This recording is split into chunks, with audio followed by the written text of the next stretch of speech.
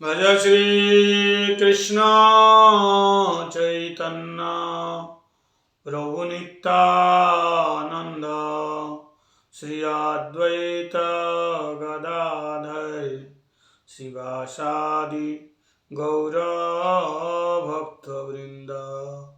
हरे कृष्ण कृष्ण कृष्ण हरे हरे, हरे राम राम राम हरे हरे।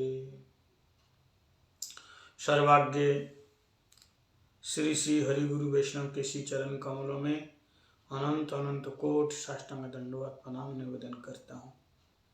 रूपानुग गुरुवर्ग सारस्वती दंडी पादगण हरि कथा श्रवण करने वाले सभी भक्तजनों के चरणों में दंडवत प्रणाम निवेदन करता हूँ।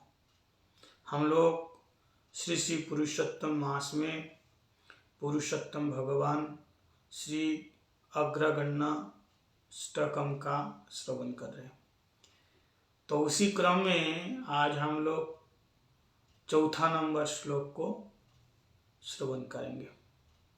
चौथा नंबर श्लोक में बताया, यदि नामापि हरत शेषं गिरि प्रसारानपि पापराशि आश्चर्य रूप नन चौरयिद्री आश्चर्य रूप ननु चौरयिद्री दृष्ट श्रुतवान मया कदापि दृष्ट श्रुतवान मया कदापि यदि नामापि हरत शेषं गिरि प्रसारा नपि पापराशि आश्चर्य रूप ननु चौरयिद्री दृष्टो श्रुतवा न मया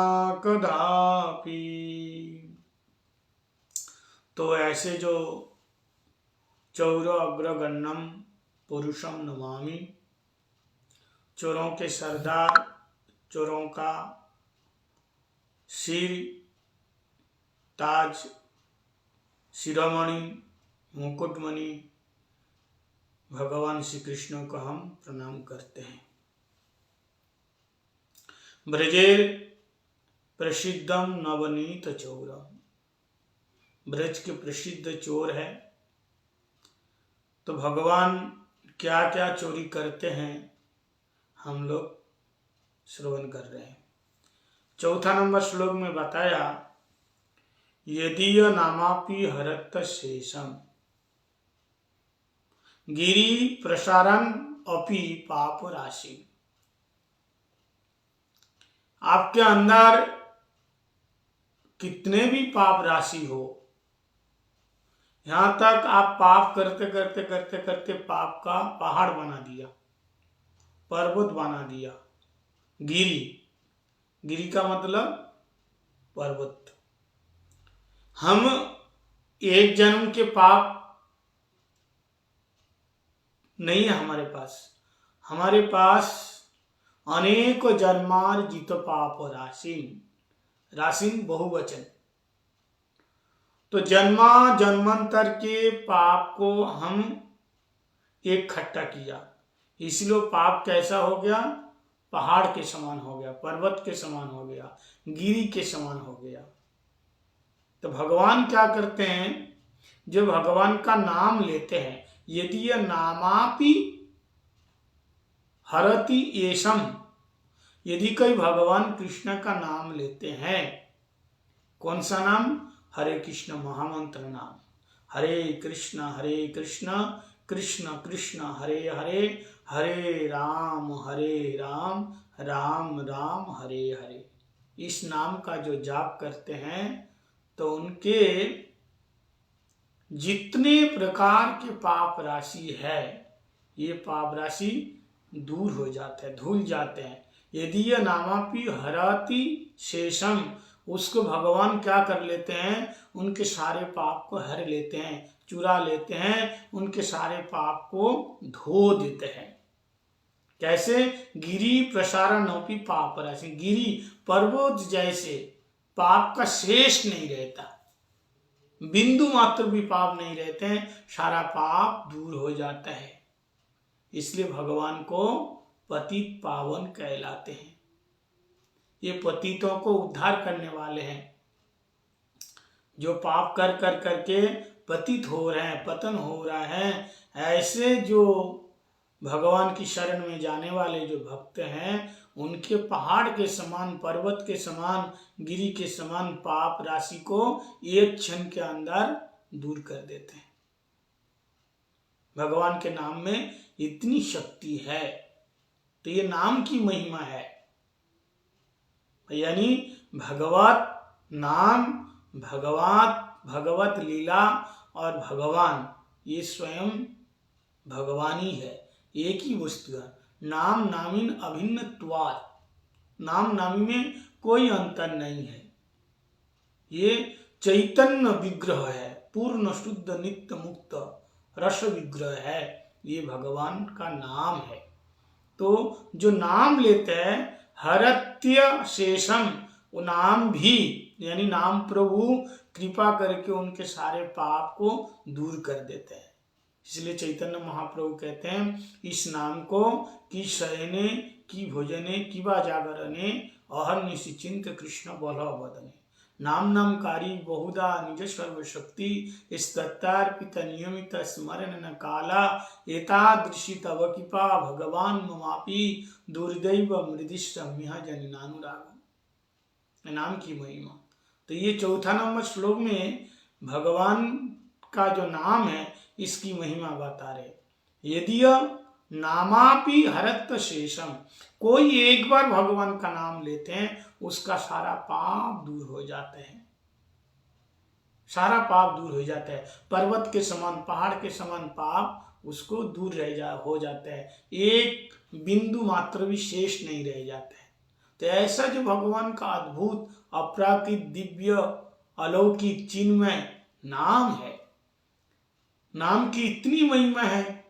हम पाप करने में हमको कितना टाइम लगा, कितना जन्म लगा, तो पाप करते करते करते करते अनेक जन्मार्जित पाप चौरम, अनेकों जन्मों से हम पाप इकट्ठा किया, लेकिन एक बार नाम, एक नामे जो तो पाप हरे पातो त्रिसाध्य नहीं तो पाप करे। एक नाम में इतनी शक्ति होती है, पाप करने वाले पातों की के अंदर उतनी शक्ति नहीं है कि वो पाप करे। एक नाम लेने से सारे पाप धुल जाते हैं, दूर हो जाते हैं, एक नाम। तो ऐसे जो नाम है, इतनी नाम की महिमा है, और वो नाम लेने के लिए कोई नियम नहीं है, कोई विधि नहीं है। नाम नाम अकारी, नाम नामकारी, बहुधा भगवान अपनी पूरी शक्ति नाम के अंदर समाहित किया है, क्योंकि जेई नाम से ही कृष्ण भजन निष्ठा करी, नामेरे सहित आचन आपनी श्रीहरि। नाम और नामी में कोई अंतर नहीं है, कोई भेद नहीं है। पूर्ण सिद्ध नित्य मुक्त ये चैतन्य रस विग्रह, ये नाम है। ऐसी नाम की महिमा, राम एक ताप सती तारी, नाम कोट खल कुमति सुधारी। नाम की इतनी महिमा है, फिर भी नाम की इतनी महिमा होने के बावजूद क्या है? न अनुराग, नानुराग ईदृश। ऐसे भगवान की जो महिमा है, नाम की महिमा है, महत्व है, फिर भी नाम लेने में हमारी रुचि नहीं हो रही है, हम रुचि नहीं दिखा रहे हैं, नाम के प्रति कोई हमारा प्रेम नहीं है, नाम के प्रति कोई हमारा प्यार नहीं है, हम नाम ले नहीं पा रहे। तो श्री चैतन्य महाप्रभु कह रहे हैं कि ऐसे जो भगवान के नाम महिमा युक्त है, महिमान्वित है, फिर भी नाम हम नहीं ले पा रहे। न अनुराग, ये दुर्दैव मृतिश्रमिया जनी नानुराग, ये मेरा दुर्दैव है, ये हमारा दुर्भाग्य है कि भगवान के नाम की इतनी महिमा है, वो नाम ले करके हम इस संसार सागर से पार हो सकते हैं, फिर भी हम नाम नहीं ले पा रहे हैं, और इस संसार में, इस भोग विषय में, 20 रूपी विष्ठा में हम डुबकी लगा रहे, गोता लगा रहे। तो फिर ऐसे नाम सुनने के बाद भी अगर रुचि ना हो तो हमारे जैसे दुर्भागा और दुर्भाग्य किसका हो सकते हैं। इसलिए चैतन्य महाप्रभु कहते हैं ननु राग, ऐसे निश्चित रूप से उस नाम के प्रति अनुराग होना चाहिए, लेकिन हमारे को कोई अनुराग नहीं हो रहा है, न अनुराग, कोई अनुराग नहीं हो रहा है।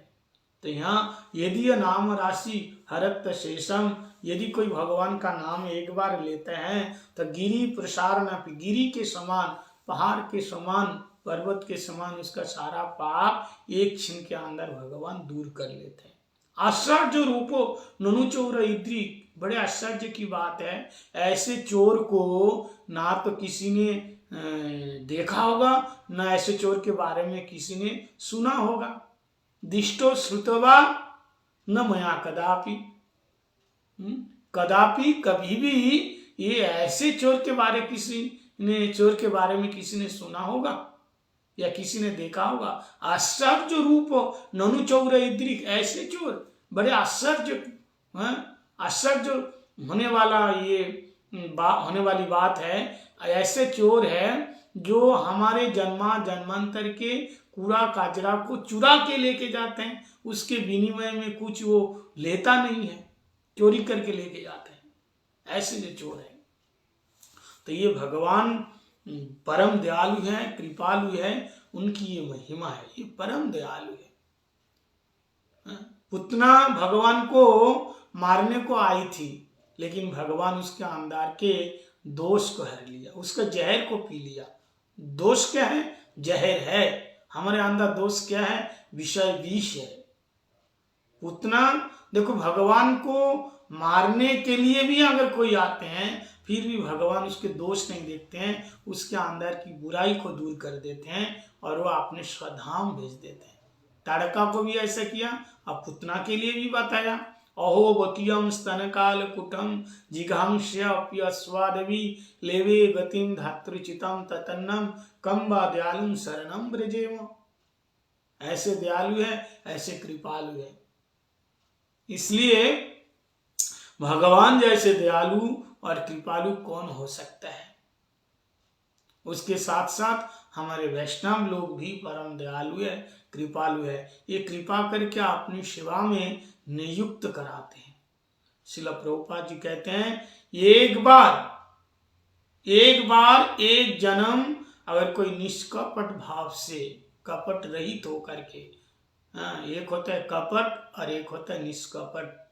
कपट मतलब मैं जैसा हूं ऐसे नहीं दिखाना, ऐसा ना दिखा करके और कुछ बाहर का कोई रंग दिखाना, ये कपट है। मैं जैसा हूं ऐसे ना दिखा करके और कुछ दिखाना, बाहर से कुछ हूं और अंदर से कुछ हूं, ऐसा, इसको कपट कहते हैं। और निष्कपट का मतलब मैं अंदर भी जैसा हूं बाहर भी वैसा हूं, ऐसे। अगर हम कामी है तो कामी है, क्रोधी है तो क्रोधी है, लोभी है तो लोभी है। लेकिन कामी होने के बाद भी हम निष्काम भाव दिखा रहे, क्रोधी होने के बाद भी हम शांत स्वभाव दिखा रहे, लेकिन अंदर से हमारे अंदर फल्गु नदी, भोग की नदी बह रही है। फल्गु नदी ऊपर से रेत दिखाई देता है और अंदर से स्रोत बहता है। यहाँ ऊपर से दिखाते हैं हम बहुत बड़े त्यागी है और अंदर से भोग का स्रोत। तो भगवान कहते हैं ये कपट भाव नहीं रहेगा। अगर कपट भाव तुम्हारे अंदर ऐसा है तो कोई बात नहीं, फिर भी तुम मेरे पास आ जाओ, कोई बात नहीं है, मैं उसका सारे कपट दूर कर दूंगा। प्लम्बासुर आया था, ये कपट का रूप था। पुतना भी कपटी है, कपट का रूप है। थी तो राक्षसी, लेकिन सुंदरी बन करके आई। कोई शुभ कर्म नहीं किया, कोई अच्छा कर्म नहीं किया, लेकिन ये भगवान को सेवा करने का भाव लेकर के आई। और अंदर क्या था? जहर था। भगवान को जिघांसयापि, मारना चाहती थी, लेकिन ऊपर से वात्सल्य भाव दिखा दिया। तो भगवान कहते ये जो तुम्हारे अंदर खोट है, ये जो तुम्हारे अंदर छेद है, ये सारे खोट को, छेद को, जितने प्रकार के दोष को मैं दूर कर दूंगा। ये जन्मा जन्मांतर के जो ये पाप है, ये जितना जन्मा जन्मांतर के खोट है, ये मैं दूर कर दूंगा। तो भगवान ऐसे दयालु है, कृपालु है। इसलिए प्रभुपाद जी कहते हैं कम से कम वैष्णव सेवा के लिए, वैष्णव लोगों की सेवा के लिए निष्कपट भाव रखना चाहिए, सरल भाव रखना चाहिए। और ऐसे निष्कपट सरल भाव से हर कोई वैष्णव जनों की थोड़ी दिन सेवा करते हैं तो क्या होते हैं, उसके अंदर आदो श्रद्धा, तत्साधु संग, अत भजन क्रिया, अनर्थ निवृत्ति, निष्ठा, रुचि, आसक्ति, भाव, प्रेम, ये धीरे धीरे धीरे धीरे प्रेम तक वो आ सकते हैं, जा सकता है। तो भगवान जो ऐसा चोर है, आश्चर्य रूपो ननु चोर इद्रिक, निश्चित रूप से कहता हूं ऐसा चोर ना तो किसी ने देखा और ना तो किसी ने देखा होगा, ना तो देखेगा। भगवान जैसे परम दयालु कृपालु, भगवान के जितने अवतार है, भागवत में 24 अवतार बताया, लेकिन उनमें से एतेचांश कलापुंस कृष्णस्तु भगवान स्वयं, भगवान कृष्ण जैसे दयालु कृपालु कोई नहीं है। बाकी सब दयालु कृपालु तो है पूर्ण तरह, लेकिन कृष्ण क्या पूर्णतम है, पूर्णतम है। रसेन उत्कर्षते कृष्णा, कोई भी भगवान चोरी नहीं किया। श्री राम जी भी चोरी लीला नहीं की, नरसिंह भगवान, वामन भगवान, ये भगवान के जितने अवतार हुए कोई चोरी लीला कभी नहीं किया, क्योंकि भगवान कौन है, विष्णु नारायण है, सत्य स्वरूप है, सत्य नारायण है। इनके तो जीवन में कोई चोरी की बात ही नहीं है। लेकिन कृष्ण एक ऐसा रूप है, कृष्ण एक ऐसा उनकी लीला है, इसलिए कृष्ण को कहते हैं लीला पुरुषोत्तम भगवान। लीला उनकी ऐसी अद्भुत लीला है, ये कभी चीर चुराते हैं, कभी ये माखन चुराते हैं, तो कभी ये रास रचाते हैं। इसलिए भगवान कृष्ण की लीला बड़ी अटपटी है। इन लीला को दर्शन करने के लिए, इन लीला को समझने के लिए पहले क्या करना चाहिए, पहले प्रचुर परिमाण हरि गुरु वैष्णव की सेवा करो। जिसके अंदर सुकृति नहीं है, सुकृति को जमा नहीं किया, वो कृष्ण लीला रूपी रस को आस्वादन नहीं कर पाएगा। कृष्ण लीला का जो मतलब उसको समझ में नहीं आएगा। नहीं तो शास्त्र तो बहुत लोग पढ़ रहे हैं, लोग कहते तुम्हारे भगवान चोर है, ये कैसे भगवान है। शास्त्र बहुत लोग पढ़ रहे हैं, लेकिन शास्त्र का जो विकृति अर्थ है वो ले रहे हैं। इसलिए जाओ भागवत पढ़ो, वैष्णव स्थाने एकांत आश्रय करो चैतन्य चरणे। इसलिए भागवतम पढ़ने के लिए वैष्णव के अनुगत होना चाहिए, वैष्णव के चरणाश्रित होना चाहिए, वैष्णव का सेवक बनना चाहिए। वैष्णव के अधीन में रह करके अगर कोई भागवत श्रवण करेगा तो तत्वतः उन्हें भागवत श्रवण करने को मिलेगा, और उसके साथ साथ उसके वास्तविक तत्व को उसको समझ में आएगा। हमारे गोस्वामी लोगों के अनुगत्य में श्रीमद् भागवत पढ़ेगा तो समझ में आएगा।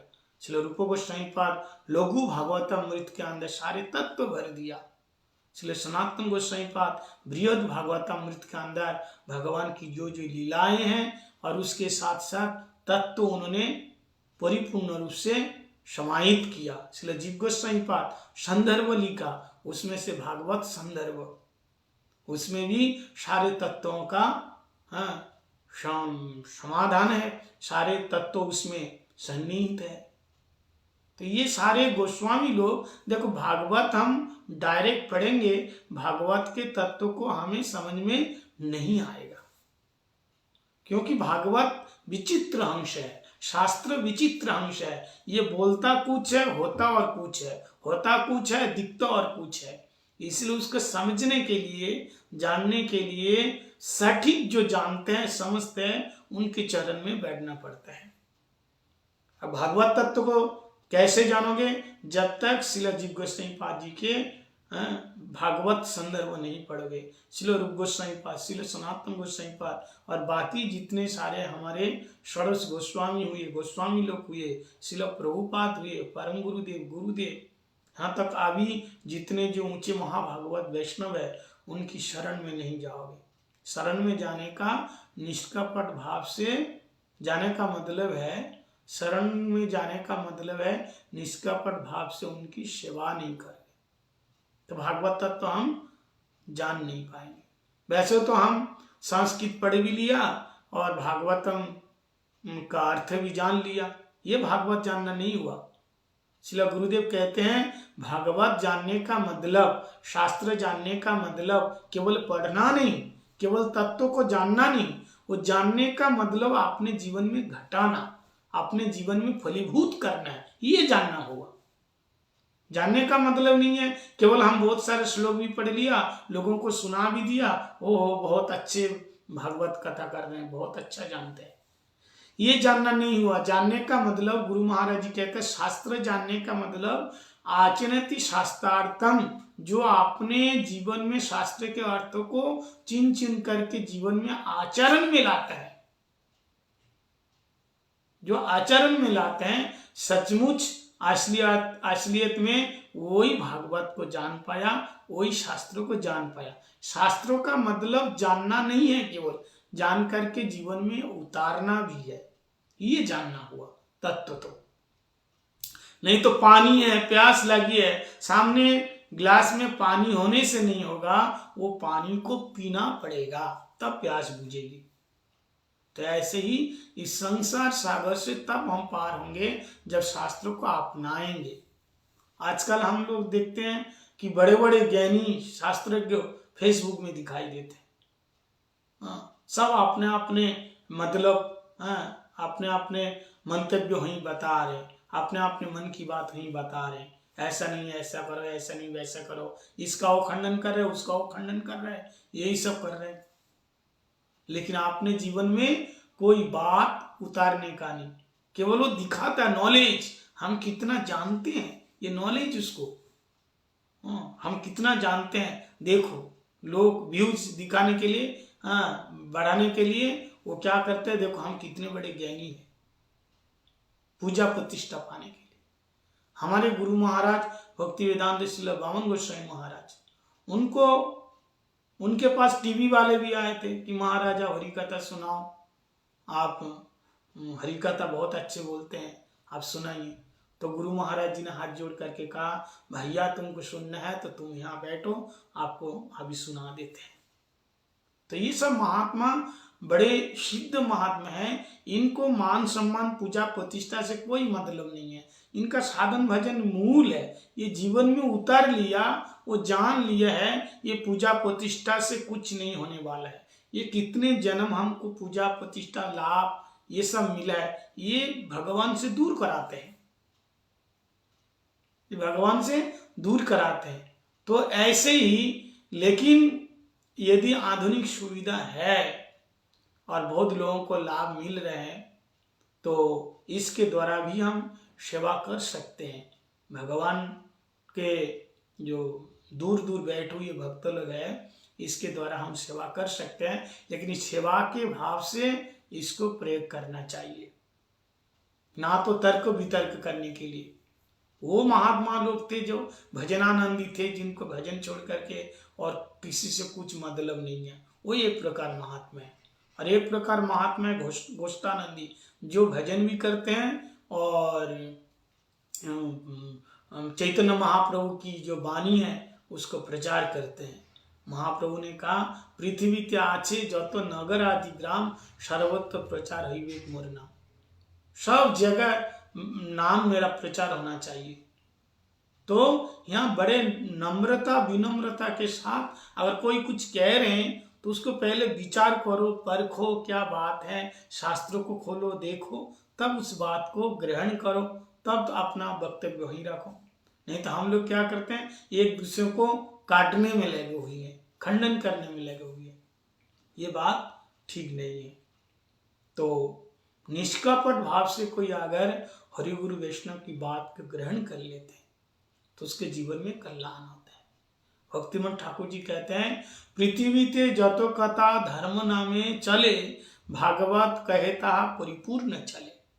शिला भक्तिमन ठाकुर जी कहते हैं, पृथ्वी में आज हमारे कितने संप्रदाय तो 4 है, लेकिन पृथ्वी में अभी कितना हजारों हजारों संप्रदाय दिखाई दे रहे, हजारों मत दिखाई दे रहे, विचार को व्यक्त करने वाले दिखाई दे रहे।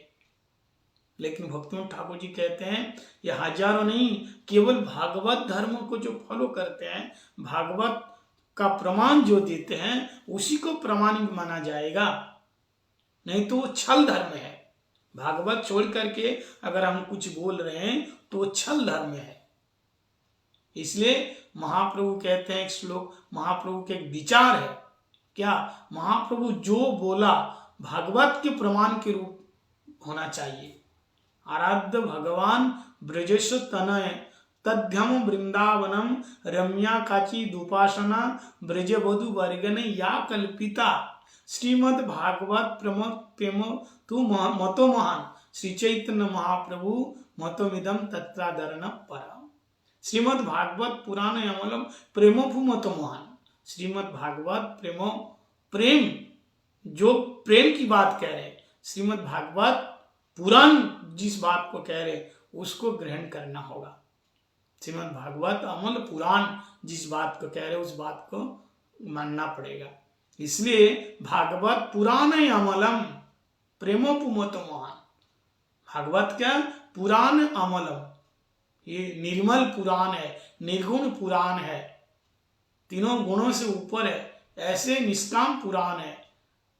पुराण अमलम प्रेमोपु मतो महान, ये जो प्रेम की बात सिखा रहे उसको लेना है। ये श्री चैतन्य महाप्रभु मतोमिदम, ये चैतन्य महाप्रभु का मत है।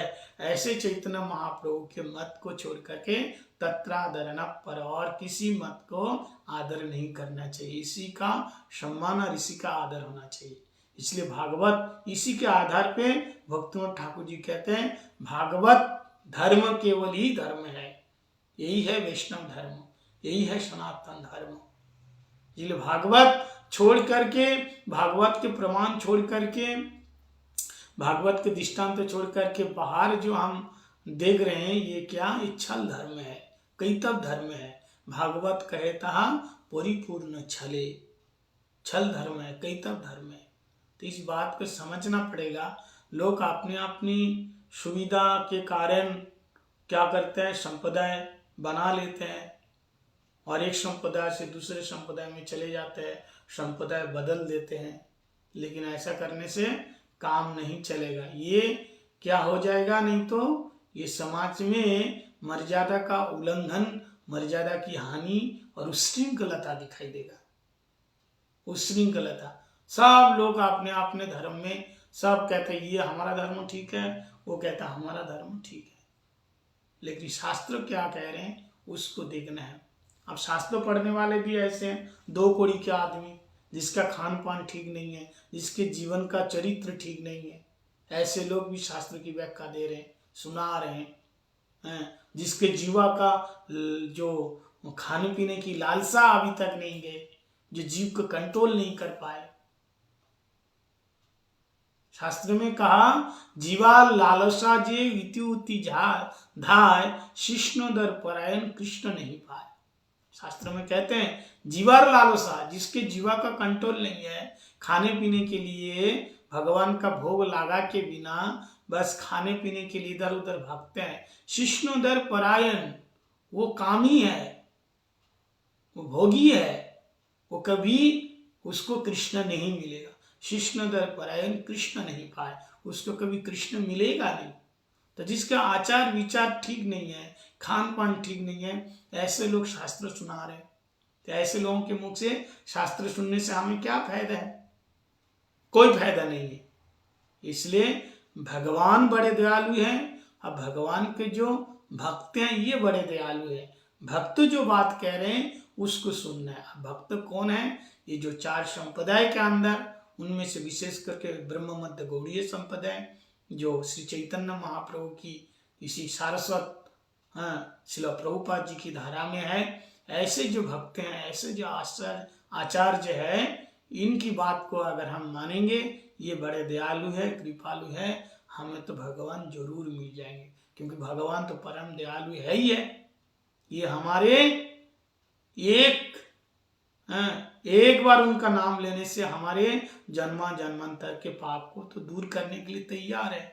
कहता आश्चर्य रूप ननु चौर इद्रिक, ऐसा जो आश्चर्य चोर है, दिष्टो श्रुतवा न मया कदापि, ऐसा चोर का नाम ना किसी ने सुना होगा, न ऐसा चोर को किसी ने देखा होगा। ये बड़े आश्चर्य की बात है कि एक बार नाम लेने से भगवान उनके सारे पाप राशि को दूर कर देते हैं।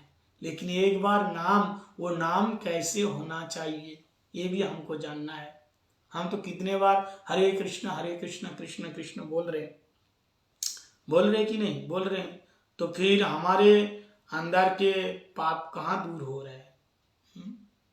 जैसे हम लोग क्या करते हैं, गंगा जी में जाते हैं, डुबकी लगाते हैं, निष्पाप हो जाते हैं, और फिर ऊपर आकर के फिर पाप करने लगते हैं, झूठ बोलने लगते हैं, क्रोध करने लगते हैं, फिर दोबारा हम पाप बना लेते हैं। तो एक कूट पाप, एक कूट बीज, एक बीज होता है। पाप का जो बीज है, हमारे अंदर पाप की बीज है, फिर दोबारा वो उग जाता है। एक बात तो नहा धो करके सारे पाप को हम दूर कर देते हैं, लेकिन हमारे अंदर पाप करने की जो वासनाएं हैं, जो पाप बीज है, वो फिर दोबारा उग जाते हैं, फिर दोबारा हम पाप करते हैं। तो हमें करना क्या है कि हम जो बार बार ये पाप करते हैं, ये पाप को दोबारा कान पकड़ करके जगाई मधाई जैसे आर नारे बाप, दोबारा हम ना करने का संकल्प लेना है। तो एक नाम, वो नाम कैसे होना चाहिए, शुद्ध नाम। एक नाम अपराध, एक नामाभास और एक शुद्ध नाम। नाम भी बहुत प्रकार के होते हैं, एक शब्द सामान्य, एक शब्द ब्रह्म। जब तक हमारे अंदर अनर्थ है, नाना प्रकार के अनर्थ हैं, उसी समय अगर हम हरे कृष्ण बोल रहे हैं, तो ये क्या है, ये अपराध युक्त नाम है। इसी के द्वारा हमें संसार का भोग मिल सकता है, लेकिन भगवान नहीं मिलेगा। नामाभास से मुक्ति मिलती है, मुक्ति नामाभास में मुक्ति, अजामिल को मुक्ति मिली है, नामाभास से मुक्ति मिलती है। संकेतम पारिहाश्रम स्तवम हेलनम एवं वैकुंठ नाम ग्रहणम महशेष गहरम विदु, ये 4 प्रकार की मुक्ति है। ये मुक्ति मिल जाएगी। नामाभास, नाम नहीं है, शुद्ध नाम नहीं है, नाम का आभास है।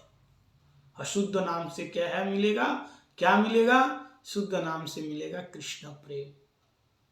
तो यहां बताया कि यदि नामापि हरत शेषम गिरी प्रसारणमि पाप राशि, तो इस नाम को जाप करने के लिए अगर आपका नामाभास भी हो जाए तो भी आपका कल्याण हो जाएगा। नामाभास, नाम अपराध करने से काम नहीं चलेगा, नामाभास। तो हम लोग जो नाम जाप कर रहे हैं, सदाई नाम अपराध कबू कबू नामाभास, हमेशा नामाभास नाम अपराधी हो रहे। नामाभास होना तो बहुत मुश्किल काम है, नामाभास हो जाएगा तो मुक्ति मिल जाएगी। तो नामाभास कम से कम अगर हो जाए तो भगवान क्या करते हैं, उसके जितने प्रकार के पाप राशि उसी क्षण दूर हो जाते। जैसे अजामिल बहुत बड़े पापी थे, लेकिन नामाभास हुआ, उसका सारा पाप दूर हो गया नामाभास के कारण। सांकेतम, भगवान के नाम लिया, ये नामा सांकेतम नामाभास। तो इस प्रकार से ये श्लोक में कहा गया है भगवान का जो नाम है, इस नाम की महिमा और भगवान की महिमा। यदि अनामापि हरत शेषम गिरि प्रसारा न पाप राशि, आश्चर्य रूप ननु चौरैद्री दृष्टो श्रुतवा न मया कदापि, ब्रजे प्रसीदं नवनीत चौरम अनेक जन्मार्जित पाप चौरम। ब्रजे प्रसिद्ध चोर है।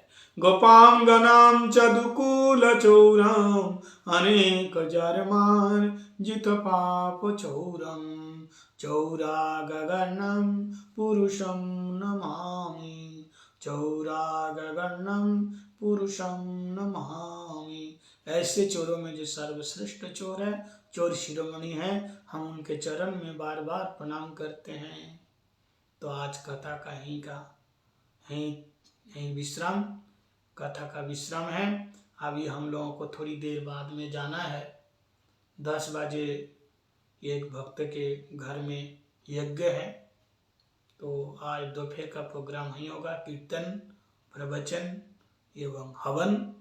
और शाम को 2:30 बजे से या 3 बजे से नगर संकीर्तन होगा।